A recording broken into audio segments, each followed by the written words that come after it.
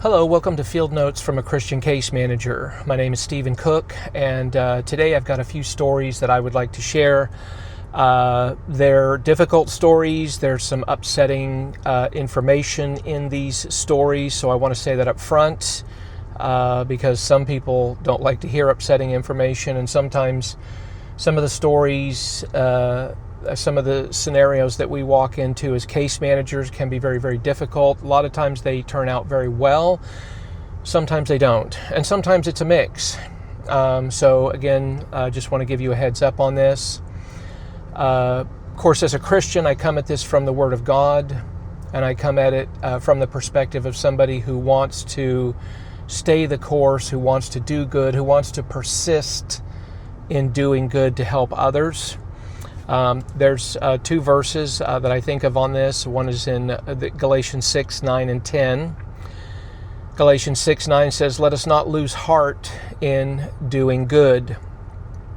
For in due time we will reap if we do not grow weary." And then verse 10 says, "So then while we have opportunity, let us do good to all people, and especially to those who are of the household of the faith." Is it possible to lose heart in doing good and to grow weary? Yeah, it is. Because when you're helping other people, when you're giving of yourself, when you're sacrificing, when you're putting yourself into situations that can be very difficult and demanding, it takes a toll. It drains you mentally, emotionally, physically, spiritually. It drains you on a number of levels. And so you really have to have the right mindset. You have to know where boundaries are. You have to be able to frame things from the right perspective. And the Word of God allows me to be able to do that. So again, it says, "Let us not lose heart in doing good, for in due time we will reap if we do not grow weary." And again, let us, so then while we have opportunity, let us do good to all people, and especially to those who are of the household of the faith. But doing good to all people, that's everybody. That's every opportunity that we have. Now, we have to operate within the limitation of our resources. And not everybody has the character or the mental or emotional stamina or wherewithal to be able to deal with certain clients in the community. Some cases are very, very difficult to handle. And I know some people that have gotten into doing case management and social work only a year or two later, they're out. They're gone, they're cooked. And especially in certain industries like child protective services and adult protective services, man, the lifespan on some of those professions, the work span can be pretty short-lived because it's so demanding, and the things that you walk into and the things that you see, I mean, it can absolutely be overwhelming, absolutely overwhelming. And these stories that I'm about to share can be a little bit difficult. Now, for me, the profession that I'm in, I work with the elderly, the poor, the disabled, but the work that I do is not as demanding as those like in adult protective services or child protective services. So in this first story that I'll talk about, this was actually led by another caseworker, a social worker. I came alongside and was there to help her, to be support for her in dealing with this client. But she got a call out to go check on a client, to do a well check, and it was that the staff member that had reported on this client said that she did not appear that she was doing well. She seemed a little confused. The house was very, very dirty, and there was a water leak in the front yard. There was water percolating up through the grass, and so there were several issues that had to be addressed. Well, the caseworker gets out there, and she begins to assess the situation. And as she gets into the home, she sees this client who is in a wheelchair, and the client appears frail. She appears confused. She was confused. But she also noticed a dog that had been tethered, had been chained to the couch, that had been tied up to the couch in some way. And the dog looked very frail, very thin, emaciated, looked like it had not been fed in a few weeks, and it had a big brown spot near its bottom. And the dog was trembling and looking very sickly. And there were other dogs in the house. And the caseworker noticed just animal feces throughout the house. And so she's trying to interact with the client, but she's processing, she's taking in all this information. Well, somewhere in the flow of the discussion, the client had said that her bathroom wasn't working properly. So the caseworker starts to meander back through the house, and she's, taking a few pictures along the way for reporting purposes.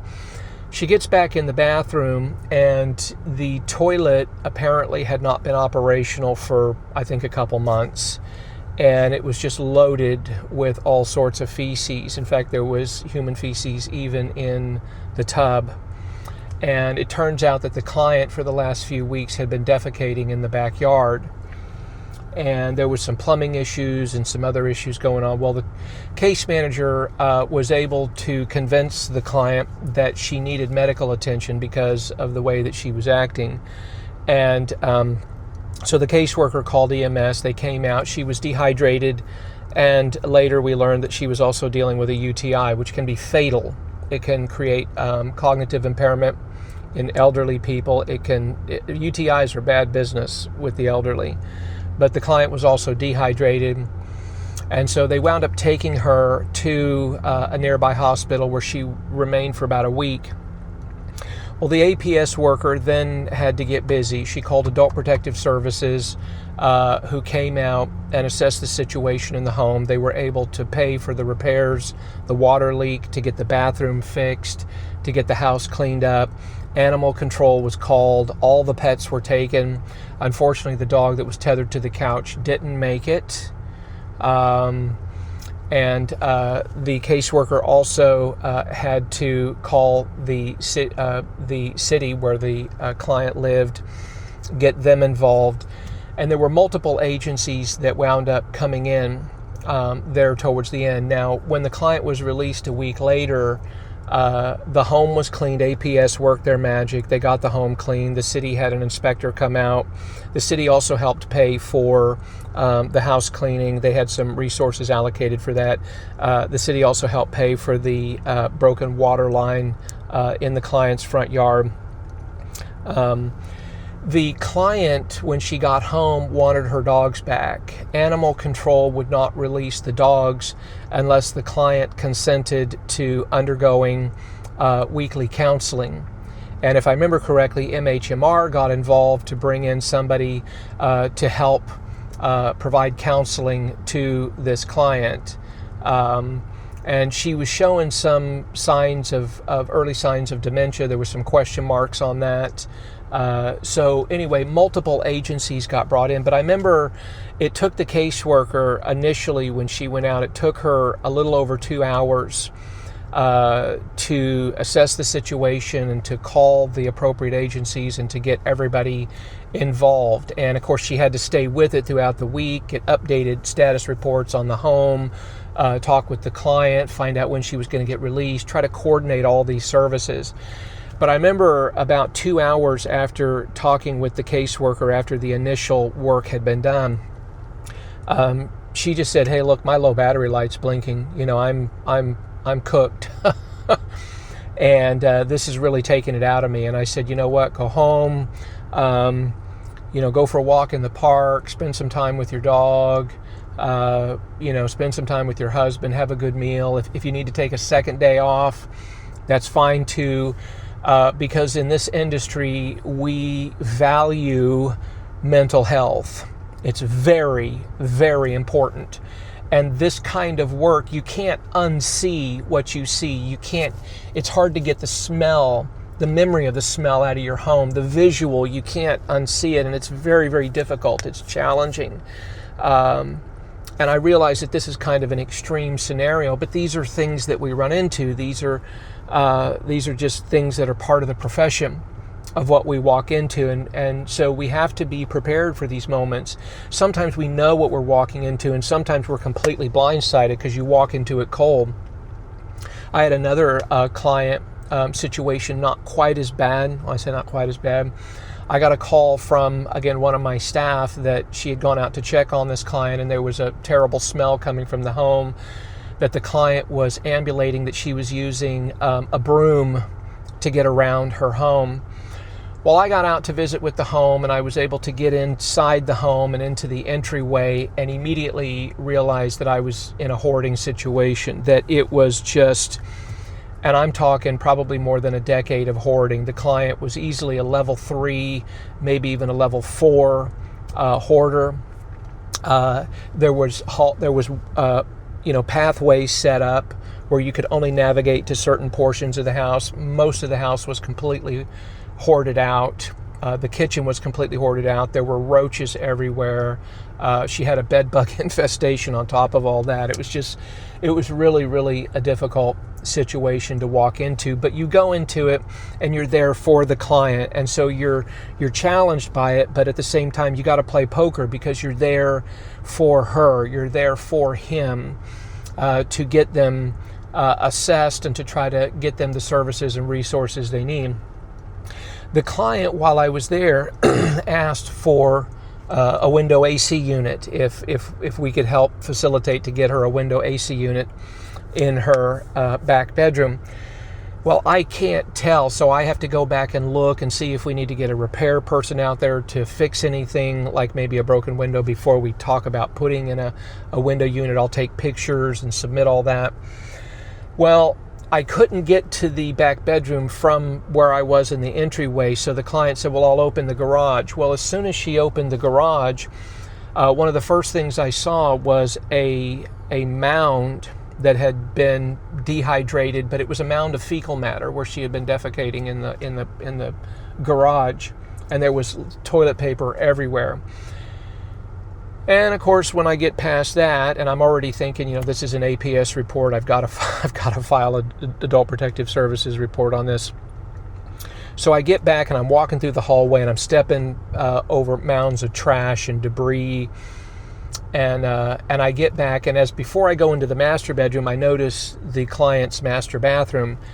And again, another large mound, years of collection, where she had been defecating on the floor. So I guess her bathroom was non-operational as well. And I got back into the back bedroom, and it was so hoarded out, there was just simply no way that we were going to get any sort of repairman or any technician or anybody out there to go and install a window AC unit for this client. But in the meantime, I'm talking with her, and I was able to convince her to let me go ahead and file a report with Adult Protective Services. It's always good if you can negotiate. I mean, I was going to call anyway, but it's always best if you can negotiate with them and get them to agree to accept the services, because then it allows, when the APS worker shows up, they're met with welcoming hands and not with opposition. So anyway, the client consented, and we got APS out there, and I mean, praise God again, they work their magic. I take my hats off to these people. They're really frontline troops. They see some very, very difficult things. And so anyway, she was able to facilitate and get most of the clients home cleaned up. About a year and a half later, it was back to where it was at the time when I originally came out. So it wasn't a permanent fix. And sometimes you're dealing with cognitive issues with a lot of these clients. You do your best to help, but again, you're running into certain limitations. And sometimes you can't fix what's broken on the inside. I had another client, this is not a bad story, but she had been homeless for about 30 years, and she had been beaten and left for dead behind a convenience store.